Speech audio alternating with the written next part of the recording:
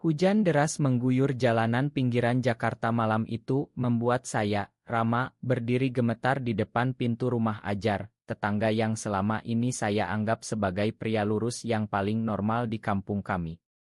Dengan suara terputus-putus karena dingin dan panik, saya berkata, "Ajar, Ma mengganggu malam-malam seperti ini, atap rumahku bocor parah karena hujan deras ini dan air sudah mulai masuk ke ruang tamu. Bisakah kamu bantu saya memindahkan barang-barang berharga atau setidaknya pinjamkan terpal besar?"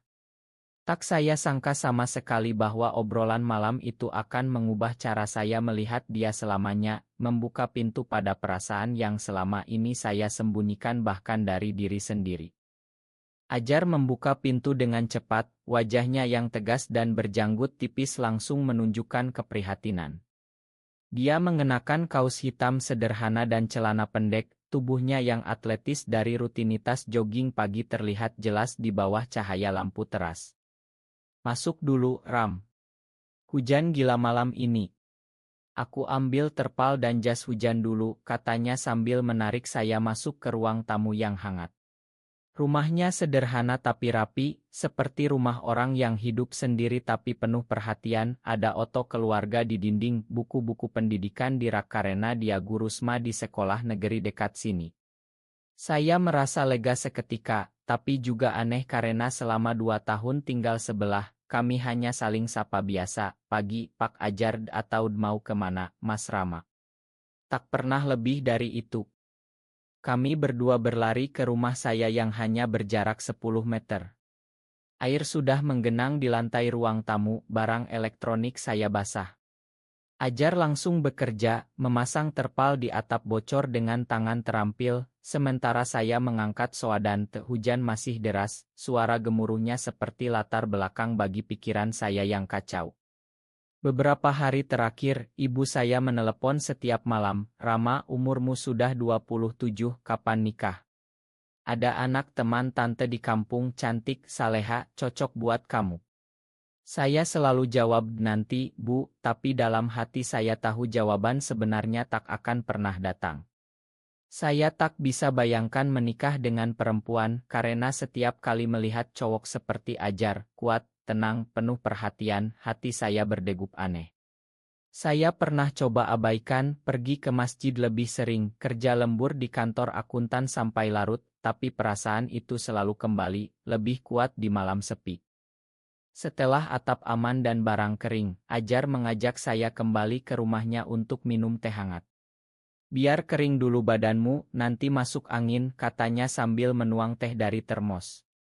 Kami duduk di soa, hujan masih deras di luar jendela.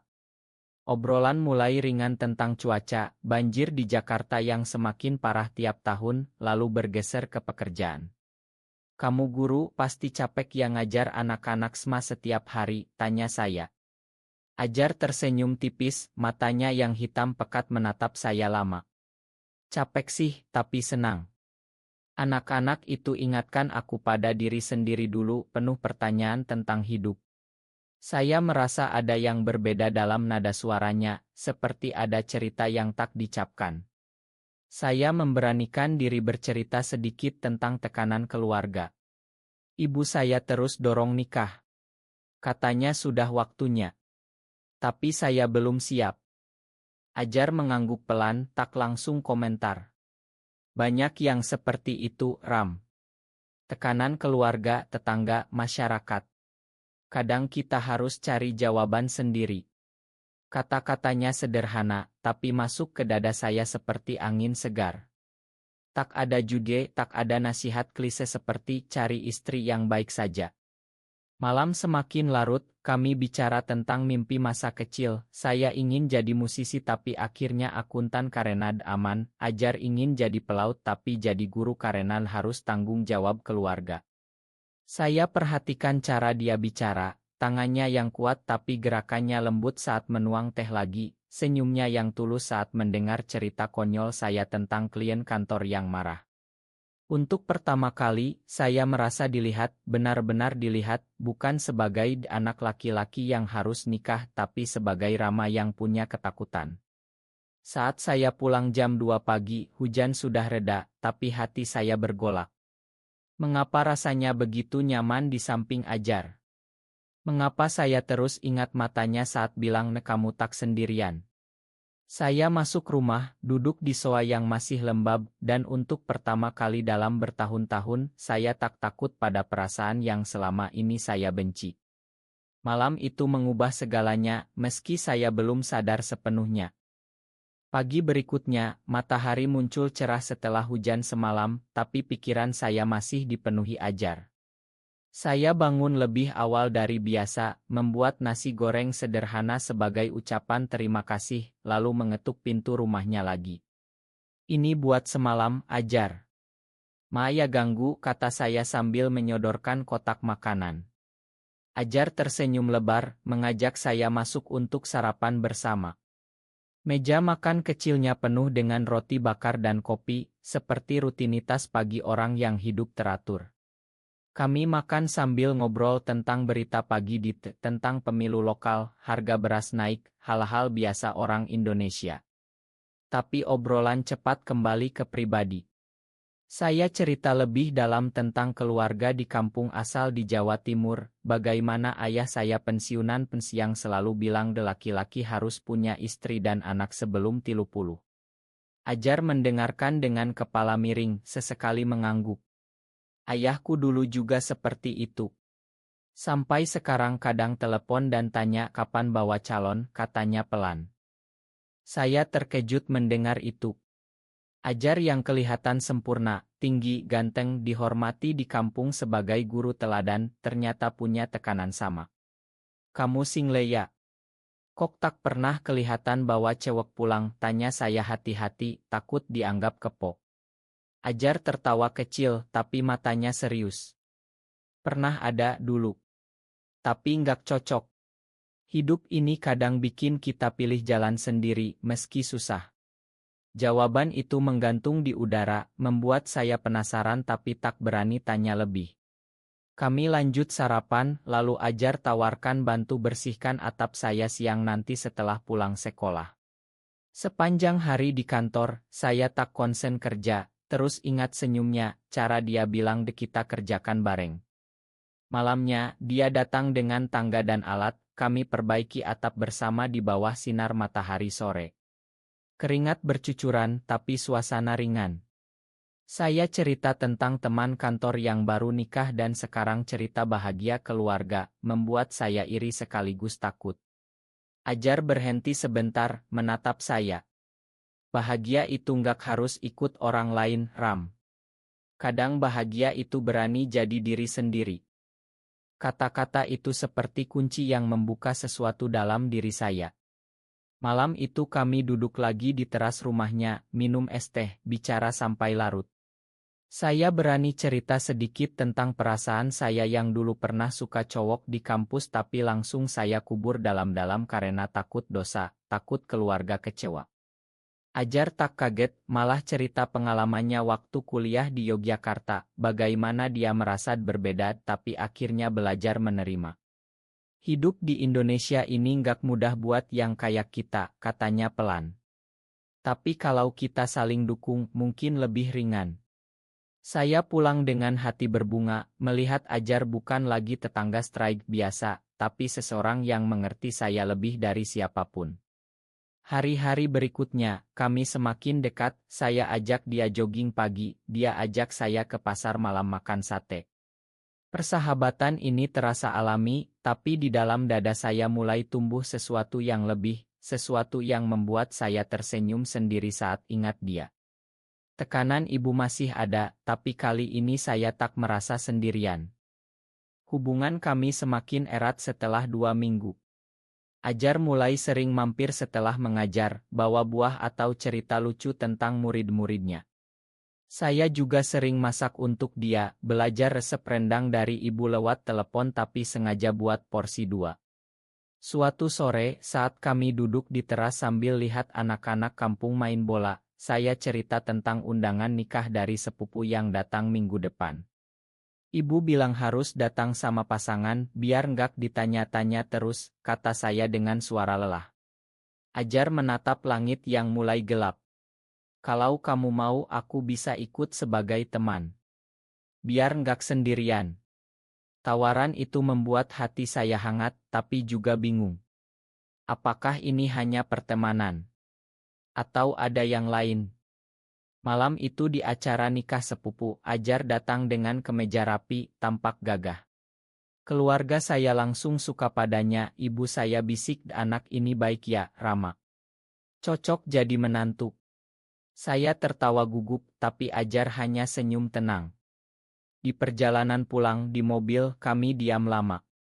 Lalu Ajar bilang pelan, aku senang bisa bantu kamu malam ini. Kamu kelihatan bahagia. Saya balas, karena kamu di sampingku. Kata itu keluar tanpa pikir panjang dan suasana langsung berubah. Keesokan harinya ada masalah di kampung. Teman lama saya, Budi, yang tahu saya dekat Ajar, mulai nyebar gosip kecil. Rama sama Ajar kok sering bareng. Kayak pasangan gitu. Gosip itu sampai ke telinga keluarga lewat tetangga. Ibu saya telepon marah, kamu jangan dekat-dekat Ajar terus, nanti orang bilang aneh. Saya marah, tapi juga takut. Saat cerita ke Ajar, dia tenang tapi matanya sedih. Ini yang aku takutkan, Ram. Di sini orang mudah judi. Kami bicara panjang tentang tekanan masyarakat, bagaimana di Indonesia banyak yang sembunyikan diri demi keluarga. Ajar cerita rahasianya yang selama ini dia simpan. Dulu dia pernah punya hubungan serius dengan cowok di Yogyakarta, tapi putus karena keluarga Ajar tahu dan ancam putus hubungan. Aku pilih diam, jadi guru baik, hidup sendiri. Tapi ketemu kamu, rasanya berbeda. Pengakuan itu seperti bom, tapi lembut. Saya sadar, saya tak lagi lihat Ajar sebagai tetangga strike. Dia pria yang sama berjuangnya dengan saya. Malam itu kami peluk sebentar di teras, hanya pelukan persahabatan yang penuh makna, tapi sudah cukup buat saya tahu hati saya mulai jatuh. Konflik mulai naik, tapi saya merasa lebih kuat. Gosip semakin menyebar di kantor dan kampung. Rekan kerja saya, Andi, yang dulu dekat, sekarang hindari saya. Kamu hati-hati ya, Ram. Orang mulai ngomong. Saya konfrontasi Ajar, mungkin kita kurangi ketemu dulu. Tapi Ajar tolak, kalau kita takut terus, kapan bahagia? Krisis datang saat ayah saya datang dari kampung, dengar gosip, langsung marah besar di rumah saya. Kamu mau jadi apa? Laki-laki kok dekat cowok terus. Terjadi pertengkaran hebat, ayah ancam putus hubungan kalau tak nikah bulan depan. Saya menangis sendirian malam itu, lalu lari ke rumah Ajar. Dia peluk saya lama, bisik, kamu tak salah, Ram. Kita hadapi bareng. Ajar cerita lebih dalam tentang pengorbanannya, dia pernah tolak beasiswa luar negeri demi jaga nama keluarga. Sekarang giliranmu pilih, Ram. Aku dukung apapun. Pengakuan itu buat saya sadar, cinta ini nyata. Tapi ada pengkhianatan. Budi, teman lama, kirim foto kami berdua ke grup keluarga besar. Keluarga Ajar juga telepon, dia marah. Ajar harus hadapi orang tuanya sendiri, hampir kehilangan dukungan finansial untuk adiknya sekolah. Dia pilih saya, bilang keluarga bisa marah, tapi hati tak bohong. Saya kagum pada keberaniannya, dan itu bikin saya berani datang ke keluarga saya, bilang jujur, saya suka Ajar, Bu. Bukan karena paksaan. Reaksi keras, tapi saya tak mundur. Pengorbanan mulai terasa, tapi juga kekuatan baru lahir. Kami memutuskan istirahat sejenak dari kampung, pergi ke Pantai Anyer akhir pekan untuk releksi. Di sana, di bawah pohon kelapa, kami bicara panjang tentang masa depan. Saya cerita perjalanan saya dari benci diri sendiri sampai terima bahwa mencintai sesama jenis bukan dosa, tapi bagian dari siapa saya. Ajar bagikan bagaimana dia belajar dari buku psikologi dan komunitas online rahasia. Kita tak perlu ubah dunia, Ram. Cukup ubah cara kita hidup di dalamnya. Di pantai, saat matahari terbenam, kami jalan tangan bergandengan pertama kali, merasa bebas meski hanya sementara. Kembali ke Jakarta, kami hadapi konsekuensi. Ayah Ajar datang, tapi setelah bicara lama dengan kami berdua, mulai melunak sedikit. Kalau kalian bahagia dan tak ganggu orang, ayah coba terima. Itu langkah kecil tapi besar. Saya juga bicara dengan Ibu Ia Ideo Cal panjang, cerita perasaan saya sejak kecil. Air mata jatuh, tapi akhirnya ibu bilang di ibu sayang kamu apa adanya. Pertumbuhan terjadi perlahan, kami belajar komunikasi, saling dukung di saat lemah. Persahabatan berubah jadi cinta yang matang, penuh pengertian. Setahun kemudian, hidup kami lebih tenang. Saya pindah kerja ke perusahaan lebih terbuka, Ajar tetap guru tapi aktif di komunitas pendidikan inklusi. Kami tinggal bersama di rumah kecil yang kami renovasi, tetangga baru tak banyak tanya. Keluarga besar mulai terima pelan-pelan, meski tak semua. Suatu malam di teras, Ajar pegang tangan saya, terima kasih sudah berani datang ke rumahku malam hujan itu. Saya tersenyum, ingat semuanya. Cinta kami bukan dongeng, tapi perjuangan nyata, penuh air mata, tawa, dan pilihan berani. Kami tak sempurna, tapi bahagia karena pilih jujur pada diri sendiri. Di pantai yang sama tahun lalu, kami berdiri peluk erat saat matahari terbenam, janji saling jaga selamanya. Perjalanan ini ajarkan saya bahwa tumbuh bukan hilang rasa takut, tapi berani hadapi meski dunia tak setuju. Apakah mencintai sesama jenis selalu harus mengorbankan keluarga untuk bahagia pribadi? Benar atau salah?